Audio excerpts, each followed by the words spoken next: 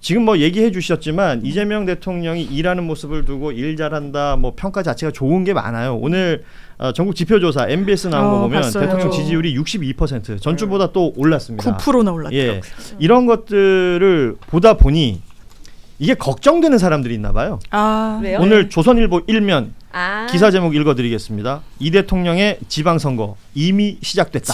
에이가. 이렇게 제목을 뽑았고요. 에. 뭐 울산 AI센터 방문한 거, 그리고 부산으로 해수부 연내 이전하라고 한 거, 여기에 부산 출신 민주당 유일한 의원인 전재수 의원을 장관 지명한 거, 이런 것들을 쭉 나열하면서 내년 6.3 선거에 대한 포석이다. 이것이 이제 조선일보의 분석이에요. 아니 근데 막말로 방송에서 막말하시면 곤란한데요. 막말 해버려야겠어요. 막말로 그냥 그거 받아서 조선일보의 논조를 그대로 받아서 이게 바로 선거 준비 아닌가요? 그렇게 따지면 이 여권이 이게 바로 정말 제대로 된 준비 작업이라고 볼 수 있겠죠. 이게 그냥 괜히 야로를 부리는 게 아니라 뒤에서 막 이러쿵 저러쿵 막 이상하게 누구를 밀고 방송 한 20년 했거든요. 야로라고 하는 생방 중에는 좀 처음 들으세요. 유튜브 아니겠습니까? 거친 막 써도 되는 거예요. 해봐요 어디 한번. 아니 그게 아니라 정말 제대로 된 정도를 걷고 있는 거잖아요. 지금 국힘이나 뭐 그쪽에서 봤을 땐 선거에서 이기면 되는 아주 간단한 방법을 못 이겨가지고 계속 다른 야로만 부리고 있었잖아요. 그게 아니라 지금 선거에 제대로 이기기 위해서는 일을 잘하면 된다라는 걸 그냥 보여주는 거죠. 그러니까 김묘성 기자가 야로라고 하니까 제가 떠오르는 게 윤석열 대통령이 총선인가 지방선거 앞두고 전국을 돌았어요. 그게 타운홀 미팅이든 뭐든 해서 지역 현안을 청취하겠다는 건데 해결되는 건 없이 타운홀 미팅. 마치 해줄 것처럼 했을 때 그렇죠. 이제 민주당 일각에서 비판했었는데 지금 완전히 저는 결이 다르다는 생각이 들고 이 진영이 지금 국민이 머릿속에 없구나. 지금 그냥 두려움만 있구나. 본인들의 권력을 쟁취하기 위해서는 민주당이 못해야 되는데 본인들이 잘할 지금 능력과 의지는 없어 보이거든요. 그렇죠. 그런데 해수부 부산에 옮기겠다고 하면 이게 지방선거의 호재 이슈는 있겠죠. 그런데 그게 호재인 건 저는 그냥 부수적 효과인 것 같아요. 정치적으로 거기서 지방선거를 치렀을 때 부산 표심을 가져올 거다. 그런데 국민의힘이 정말 첫 일성으로 나왔던 건 부산도 PK도 우리가 습격을 당한다 이런 부분이었어요. 조선일보가 프레임을 짠 부분도 있겠지만 이게 지금 국민의힘에서 나오는 반응들인 거예요. 국민이고 민생이고 없는 거예요. 선거에서 이겨야 되는데 이 부분과 관련해서 모든 프레임을 이렇게만 보니까 이게 확장성도 없고 국민 마음도 못 얻고. 조선일보가 기사 말미에 뭐라고 썼냐면 국민의힘 얘기를 합니다. 국민의힘은 대구시장 후보만 10명이다. 그렇죠. 만만한 대구에만 몰리고 있다. 이런 얘기를 하고 있어요. 그러니까 조선일보도 답답한 거예요. 개 눈에는 똥만 보인다.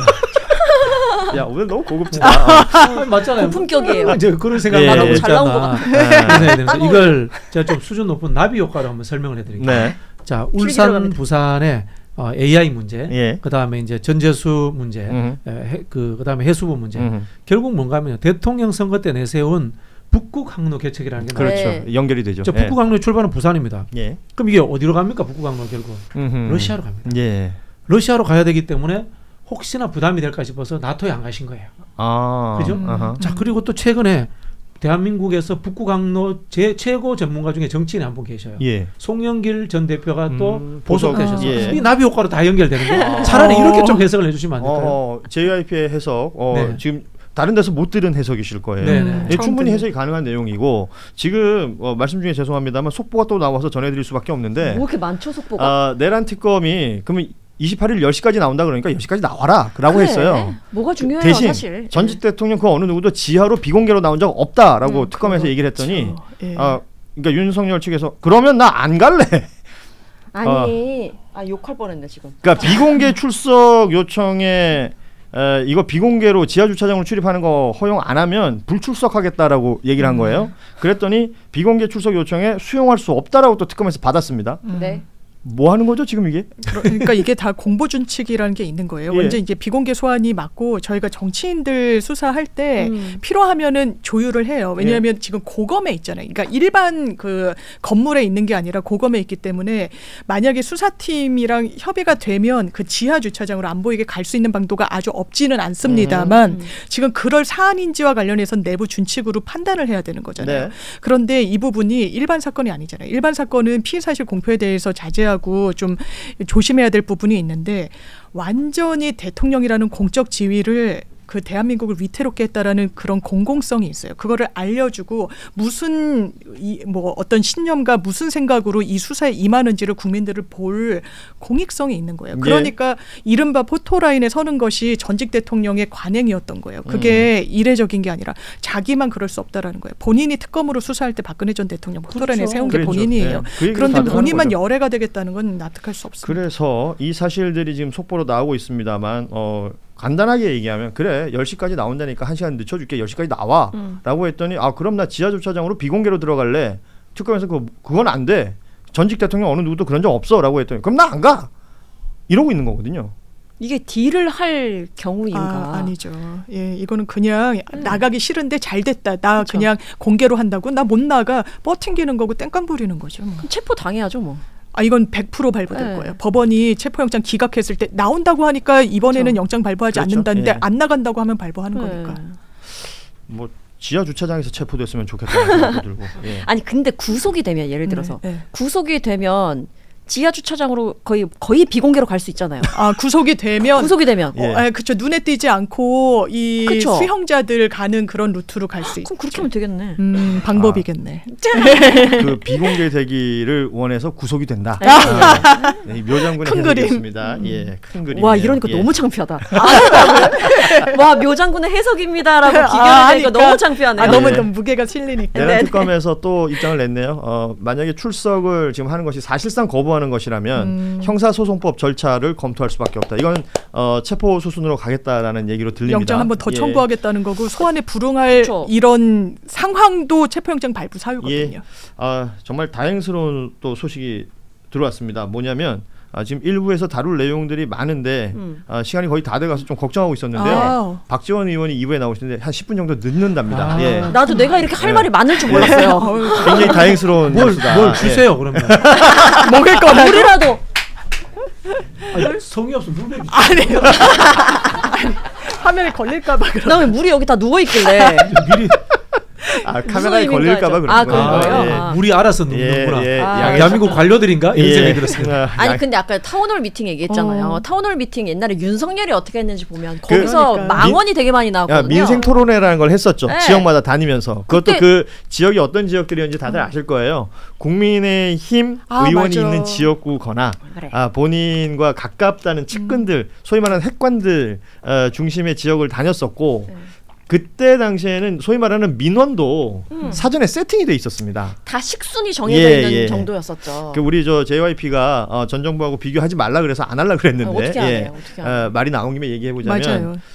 그 민심이라 부르고 민생이라고 부르는데 그것을 어떻게 정의하느냐는 완전히 달랐던 것 같습니다. 그 윤석열은 타운 술 미팅을 하고 다녔죠. 각종 지방 도시들을 다니면서 유명 맛집에 가서 맞아 사진도 찍히고 그렇죠? 있었잖아요. 술 마시고 다니는 이런 거였고요.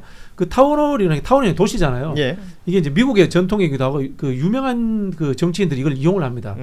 클린턴이 이제 대통령이 아칸소의 얼뜨기 주지사 아닙니까? 아칸소는 정말 작은 주의 주지사인데 전국적인 지도자가 되는데 타운홀 미팅을 활용을 해요. 그래서 이제 DLC라고 전국 민주 지도자 회의라는 조직을 만들어 가지고 전국을 돌면서 그런 타운홀 미팅을 하면서 전국적인 스타가 됩니다. 그게 있고 그다음에 이제 좀 더 나가면 오바마는 이제 아메리칸 스픽스라고 타운홀 미팅의 변형이에요. 스피치를 통해 가지고 사람들이 자기 의견을 모아가는 민주당 내에 그런 조직을 또 만들어요. 그거 하면서 또 대통령이 굉장히 민주주의에서 의미 있는 역할을 한 미국 내의 형태예요. 우리 한국인들이 특히 이제 민주진보 진영이 미국 정치를 잘 모르거든. 근데 미국이 알고 보면은 굉장히 민주주의적인 요소들이 다양하게 많이 있고 민주주의의 저수지 같은 곳이에요. 그런 제도들이 근데 한 사람은 그 술 마시러 다니고 자기 정당 유리하려고 했고 한 사람은 역대 해결하지 못했던 것을 민주적 절차를 통해서 해결하려고 하고 이게 근본적인 차이인 거예요. 그 차이와 동시에 이제 이재명 대통령이 했던 대통령이 온다 그러니까 대통령이 되게 높은 사람인 줄 알더라. 그렇지 않다. 여러분이 필요한 일을 해결할 때 쓰는 도구다. 맞아요. 그리고 1호 시민일 뿐이다. 라는 얘기가 바로 지금 말씀해 주신 거랑 맥이 닿는 것 같아요. 완전 닿는 것 같아요. 혹시나 이제 철학 이런 거 관심 있는 분들은 프래그머티즘이라고 한번 검색해서 실용주의. 실용주의로 이야기하면 조금 애매해요. 그래요? 다른데 지금 뭐 맞추는 시간이에요? 저 철학가 나와요. 이재명 대통령이 하시는 이야기들이 그 프래그머티즘하고 굉장히 유사해요. 네, 점진적 민주주의, 그다음에 자본주의의 민주적 발전, 뭐 이런 부분들이 나와 있어요. 참 다행입니다. 박지원 의원이 늦게 오시는 게 얼마나 좋은지 몰라요. 너무 상식이 점점 지금 이런저런 있습니다. 이야기를 나눌 수 있다는 것도 좋고 네. 인사청문회 얘기를 짧게만 좀 하도록 하겠습니다. 그러니까 김민석 국무총리 후보자의 인사청문회가 이틀간 진행이 됐고 네. 어제 오후 상황을 좀 정리하자면 4시 반에 이 자료 제출 문제로 여야가 공방을 펼치다가 정회가 선언이 되고 그 이후로 밤 12시가 지날 때까지 이 진행이 안 됐어요. 그래서 자동 산회가 되어버렸거든요. 그래서 인사청문회는 끝이 난 겁니다. 네. 끝이 났고 결과적으로 보자면 아시다시피 국무총리는 국회 인준이 필요한데 맞습니다. 민주당 의석수만으로도 충분히 통과가 가능한 의석수죠. 그러다 보니 뭐 국민의힘은 인사청문회에 임하는 태도 자체가 좀 다르지 않았느냐라는 평가도 할 수 있을 것 같고요. 오히려 이 인사청문회를 통해서 국민의힘 의원들이 좀 민낯을 봤다라는 분들도 많습니다. 대표적인 게 배준영 의원의 그 5.18 민주화운동 관련해서 광주 사퇴, 광주 사퇴라는 발언하고 그 이에 사과하는 과정에서의 일종의 뭐 비아냥 이런 것들이 보이기도 했고요. 됐어요? 라고 물었죠. 그리고 무엇보다 이 청문회에 가장 주목받았던 인물은 주진우 의원인 것 같습니다. 본인의 병역 관련된 이슈가 후보자 청문회 내용보다 더 많이 뉴스가 되고 있고요. 그래서 이 내용을 좀 정리를 해봤어요. 뭐 많은 보도를 통해서 나오고 있지만 이게 지난번 제가 말씀드린 적이 있지만 저랑 비슷한 또래라서 신검도 비슷할 때 봤고 그렇구나. 뭐 그런 상황들이 있어서 저는 또렷하게 기억이 납니다. 치료하고 다시 오라고 하는데 이게 그러니까. 94년도 10월에 첫 번째 신체 검사에서는 3급 현형 판정을 받았어요. 그 이후에 병역 처분 변경원을 제출했다. 이건 뭐냐면 나 재검 받고 싶어요. 라고 신청서 내는 겁니다. 학업 때문에 그랬던 거예요. 이때는. 그래서 다시 신검을 받게 되는 거거든요. 그래서 95년 3월에 재검을 받게 되는데 이때 우리가 알고 있는 그 간염 얘기가 나옵니다. 그러고 나서 5급 전시 근로역 판정을 받아요. 그러니까 전시 근로역이라는 게 제가 말씀드린 것처럼 전쟁이 나면 동원되는 거기 때문에 실질적으로 전쟁이 안 나면 이게 면제라고 볼 수 있는 겁니다. 군복무를 안 하는 거죠. 그러고 나면 이 급성 간염이라는 것은 면제가 될 이유가 못 되거든요. 급성 간염이라서 일정 기간 치료를 하고 다시 재검을 받고 병역의 의무를 행하게 되는데 그냥 어떤 이유인지 결국 면제가 됐습니다. 이거 어떻게 해석해야 돼요? 그러니까 단순히 그냥 병역에 대한 의혹이 아니라 뭐 비리 있는 거 아니야 이런 얘기까지 하시는 분들이 있잖아요. 그런 의혹 제기가 있고 제가 한 전문의가 본인의 SNS에 올렸다는 걸 봤더니 말 그대로 급성 간염이란 건 좀 일시적인 그런 의미를 내포하고 있는 거죠. 그러니까 만성 간염이란 건 왜냐하면 군대는 이 단체 생활이니까 옮기면 안 되니까 열외로 치는 거는 그런데 급성 간염은 치료를 받고 다시금 해야 되는데 오히려 5급에서 3급으로 된 게 아니라 3급에서 5급으로 떨어졌던 거예요. 그러면 급성 감염이 굉장히 만성 감염에 준할 정도로 위중한 상황이었구나라고 판단을 받았던 걸로 보이는데 어떻게 하느냐. 술자리에서 찍힌 사진 등이 있는 거예요. 그러니까 주 의원이 또 해명한 것이 고등학교 시절부터 관련 치료를 했고 지금도 치료를 한다라는 취지의 발언을 했단 말이에요. 그럼 만성 간염인데? 그러니까 그렇기 때문에 그러니까 병역을 이행할 수 없었다라는 이유를 그렇게 설명했었는데 지금 말씀하신 것처럼 검사 시절 뭐 술자리에 늘 있었다라는 뭐 여러 증언들이 있는 것이고 그 부분이 지금 오히려 인사청문회 과정 속에서 긁어 부스럼이 되어버린 그런 상황이 됐어요. 쉽게 말하면 팔이 부러졌다. 신체 검사 받는데 그러면 면제합니까? 아니잖아요. 아니죠. 팔 붙은 다음에 다시 와 이러잖아요. 그렇죠. 그러니까 지금 그 상황이 지금 이어지고 있고 관련해서 뭐 여러 매체들이나 취재 활동을 또 하고 있는 것으로 보이고요. 그러니까 주진우 의원이 그랬어요. 이거 뭐 청문회 과정에서 질병 관련된 정보는 개인 정보인데 이렇게 막 공개해도 되는 거냐. 박선원 의원이 어떤 사람은이라고 얘기를 했었잖아요. 맞아요. 특정하지 않았었는데 본인이 이제 발끈해서 이 말을 했었는데 뭐 이제는 알려졌지만 국회의원, 공직자는 관보의 병역 관련 사실을 공개할 수밖에 없는 것이고 본인도 올라가 있죠. 그러니까 누구나 볼 수 있었고요. 그러니까 이제 뭐 병무청 자료를 봐도 다 알 수가 있는 건데 병역 면제 사유로까지 지금 나왔으니까. 이 판이 벌어진 거예요. 이거는 뭐 너무 과거 이야기이기 때문에 뭐 조사 수사 이쪽까지는 연결이 안 되겠죠. 아마 시효는 지났을 거고 취재하기도 되게 어렵다고 하더라고요. 아 그렇구나. 실제로 너무 예전이어가지고. 근데 이거는 좀 자초했다는 생각이 드는 게 저도 이제 일각에서 메시지에 자신이 없으니까 메신저 공격하는 거 아니냐. 뭐 야당은 그렇게 얘기할 수 있겠는데 저는 주진우 의원이 너무 아마추어 같이 이 청문회 임함으로 인해서 국민의힘을 좀 어렵게 만들었다고 생각해요. 굉장히 뭐랄까요. 그냥 낙마시켜야지. 우리가 지금 살아날 길은 김민석 김민석이 낙마밖에 없다라고 해서 처음엔 뭐라 그랬습니까? 미 문화원 점거해가지고 미국은 갈 수 있냐고 조롱하면서 물었어요. 그 이슈 먹히지 않으니까 딴 얘기를 하는 거예요. 계속 돈 얘기를 하고. 네. 그러니까요. 미국에서 LLM도 따고 여러 이런 이력이 있는데 그러면서 본인에 대해서 그런 물은 거예요. 똑같은 잣대로 당신은 어떠세요? 만약에 이 김민석 후보가 나 너무 어려워가지고 지인들한테 돈을 빌렸다. 차용증도 있다라고 제시를 하면 차용증? 이거 가라 아니야? 이런 식인 거예요. 본인 어떻게 했습니까? 70억 자산가인데 그런 수억 원의 채무 관계가 있어요. 그러면 본인은 그게 가짜입니까? 아닙니까? 왜 대출받았습니까? 자식한테 7억은 왜 증여를 합니까? 증여세는 어떻게 냈습니까? 이런 부분과 관련해서 의혹 제기의 당사자로서 너무 흠결이 많다는 걸 이번에 드러냈다. 그게 한계다. 주진우란 정치인의. 예. 국힘이 잘못했다고 봐요. 너무 주진우 혼자 싸웠다. 그렇죠. 다른 사람들 다 그냥 그 당리당략에만 빠져가지고 자기 내에서만 싸움하느라고 김민석 후보를 검증하는 데 있어서 너무 주진우 혼자 내세웠다. 국힘이 잘못했다. 이게 이제 정부 들어서 첫 국무총리 후보자잖아요. 네. 그래서 지난번 케이스, 그러니까 윤석열 정부 초창기를 보면 대통령 취임식을 5월 10일 날 했고요.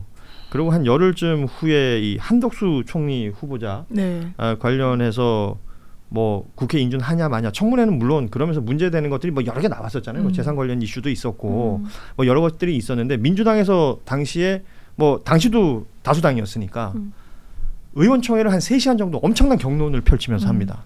그때 그 지방선거를 앞두고 있었기 때문에 발목 잡는 야당의 모습은 표에 도움이 안 된다라는 뭐 판단 이런 평가로 국무총리 후보자를 이제 찬성을 해주는 거죠. 네, 그때 그랬죠. 이재명 총괄 선대위원장이더라고요.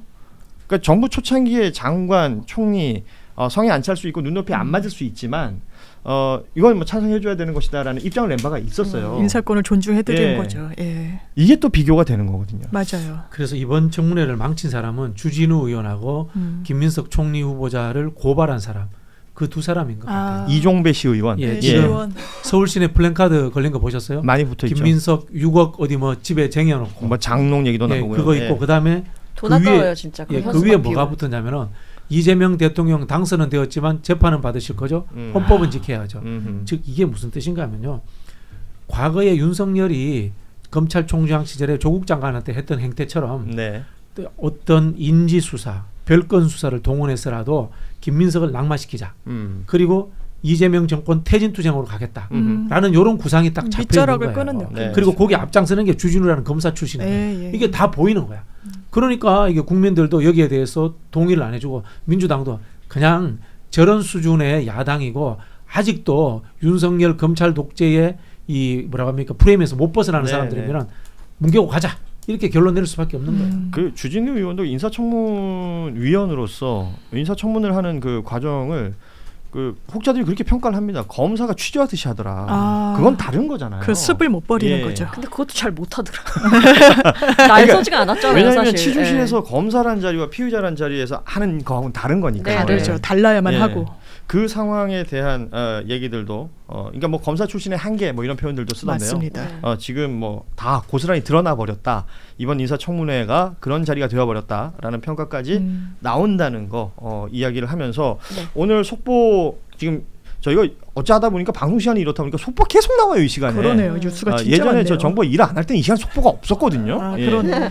헌법재판소장 후보자에 김상환 전 대법관 지명이 됐고요. 또 재판관 후보자로는 오영준 서울고법 부장판사 또 그리고 국세청장 후보자가 이슈가 되고 있는데 현역 민주당 의원인 임광현 의원이 지명이 됐습니다. 그러니까 국세청 출신이긴 하고요. 또 비례대표 의원이기 때문에 만약에 국세청장이 된다면 비례대표 또 순번에 따라서 다른 분이 이 직을 또 이어받아야 되는 그런 상황이 됐습니다. 예. 자, 오늘 1부는 이렇게 마무리하겠습니다. 예. 오셨죠? 예. 네. 1부 우리 김명성 씨 오늘 처음 함께했는데 다음에 또 나올 겁니까? 예, 부르면 오겠습니다. 많이 달라졌네요. 아까 나 안 된다. 불러도 안 온다며. 할 말이 더 많았는데 저 오빠가 다 하더라고요. 자, 우리 김명성 씨 함께했고 우리 박진영 비평가 그리고 장미 변호사와는 여기서 인사 나누도록 하겠습니다. 세 분 고맙습니다. 고맙습니다. 감사합니다. 예.